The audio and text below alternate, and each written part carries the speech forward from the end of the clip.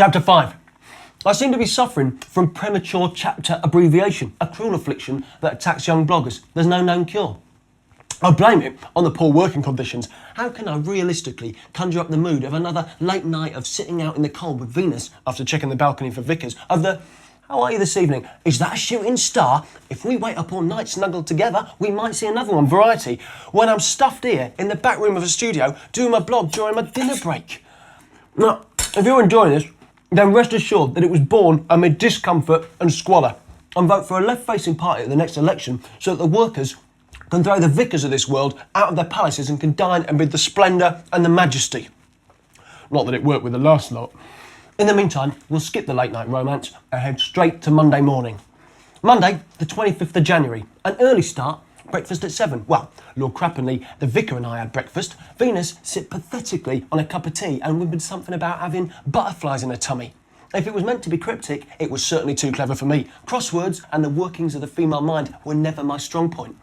As we got to the top of the drive, the vicar began what was to become a daily ritual by asking in his annoyingly holier-than-thou voice, "Shall we all check we have our MIDEM passes?" And I began my own daily ritual of running back to the house and retrieving my pass from the disgusting pile of clothes in the corner of my room before we careered on down the road towards camp. I again did the disc jockey thing. A difficult job, as the bumpy French roads made the vicar's privileged pre-release copy of the new album by the Glamour Twins keep jumping. "I do believe the music was intended to be enjoyed from beginning to end in one simple, seamless experience," he said, as we failed to get to the end of the first track for the 5th time. "Can nothing be done about your contraption, Punk? Can you not find something to cushion it with?" "Might I suggest, with the tongue well placed in the Crappenley cheek, that mayhap Venus has a suitable fine cushion or two?" Lord Crappenley joked, like the worst kind of pickle-winking dirty old man. Venus didn't let it rattle her. She took the scarf from around her neck and handed it to me. "Feel my hands? They're freezing," she said, touching the back of her hand onto my cheek. I avoided a stare and concentrated on wedging the CD player into the glove compartment wrapped in a scarf. The album finally stopped jumping, thanks largely to the discovery of Tarmac. The album, not the Tarmac, was an edited version of the infamous radio show produced by the vicar. But then you probably knew all this already. What you don't know is about the dispute between the vicar and Malvolio, who was assuming that as the vicar had not produced the radio show for a fee, that he would have received no payment for the album. Cue large legal fees, or, as Lord Crappenley put it, "Employing the music business tooth that is long, and I surmise, dear heart, that many scrupulous lawyers will happily earn a fee or three at your expense." Couldn't have put it better myself. I had this cool description of the journey planned for you. The pine trees wept gently down to the minty cool sea, the foam rubbing on the masculine French underbelly, the white sails of the yachts filled like Jordan's Triple D Wanderlust bra. But Rule 4 prevents me. So let's cut very professionally to a small joint at the far side of town being smoked by Elton John. Sorry, no, joke. More like 9 a.m, arrive Old Port Can, just late for the vicar's first appointment. Or, in vicar speak, "We arrived at 4 minutes past 9, exactly punctual had we been on time," which, in punk speak, spells punk-zaster. And not just a small one. In vicar world, being late for an appointment is positively punkastrophic. Totally my fault, but then what else did you expect? Made even worse as the car park next to the Palais de Festival was closed, with a row of bollards across the entrance and an electronic sign saying "Complet." "This is ridiculous," the vicar shouted from behind me. "Do they not understand that I have a pressing engagement?" He paused. "Drive in anyway," he went on. "They have simply reserved the entire car park for me. Sometimes I am amazed by my own importance." Venus pulled into the slip road but went no further. Come, my fine woman, in we go." "Do you think we ought to?" she began. Before she could finish her sentence, the vicar had jumped out of the back seat, moved the bollards aside, and was striding down the empty ramp, waving for her to follow him. Venus looked at me. I shrugged back at her. "Do I have to remind you I have an appointment?" He looked at his watch. 5 minutes and 30 seconds ago. Sensing that this was not a time for a discussion, Venus drove obediently into the car park. I half expected to be met by an armed guard, but it was deserted. "Plenty of parking spaces," he said triumphantly. "Take one of your choice and follow me to the conference centre. Punk, we are meeting Luke Hutchins at the gramophone stand. Dawdle, you must not."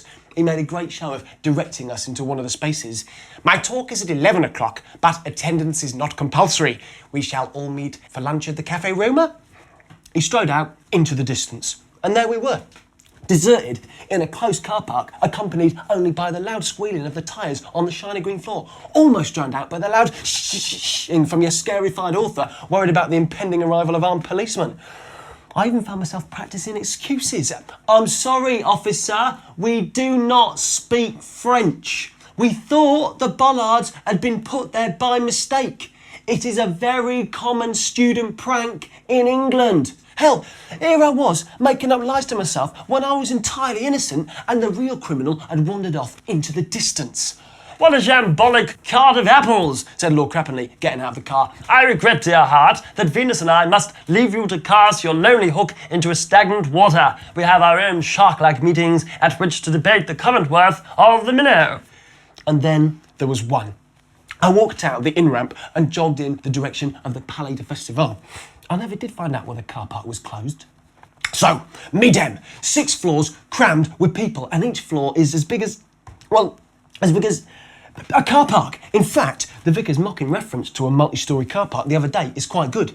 If you imagine a booth in each of the parking spaces, each representing some company, then you get a rough idea. Season with a large dose of decibels as everyone pumps up the volume to try and drown out everyone else. Add a healthy helping of large drinks and small dresses, the universal language of trade shows, and there you have it. A seething mass of people all wearing yellow passes around their necks, frantically doing the business of doing business.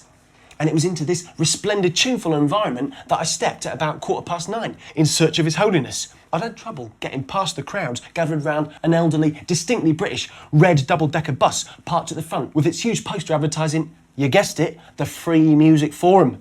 Here, give this a read, said an ageing rocker with "Rock Out With Your Cock Out" emblazoned across the large white shirt that almost covered his beer belly. He thrust a pamphlet into my hand about the free music licence, which I put into the nearest bin when I finally got through the doors, proudly brandishing my pass. I studied the map, searching for the gramophone stand. Level 1, 15J, home of the meeting with Luke Hutchins that would hopefully lead me into a life of riches.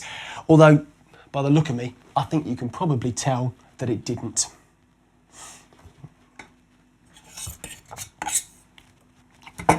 Oh, cold. That boy's not good.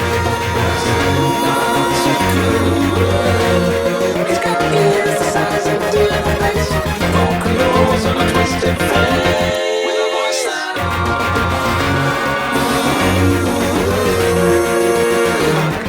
Well, I'm confident we can get a publishing deal.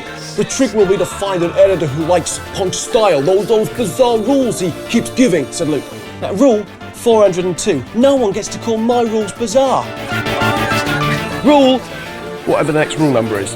Whenever you spot an unnecessary repetition, all viewers must wave the repeat sign in the air. Now it's made by forming your first 2 fingers into a number 2. Unfortunately, identical to the international sign of abuse.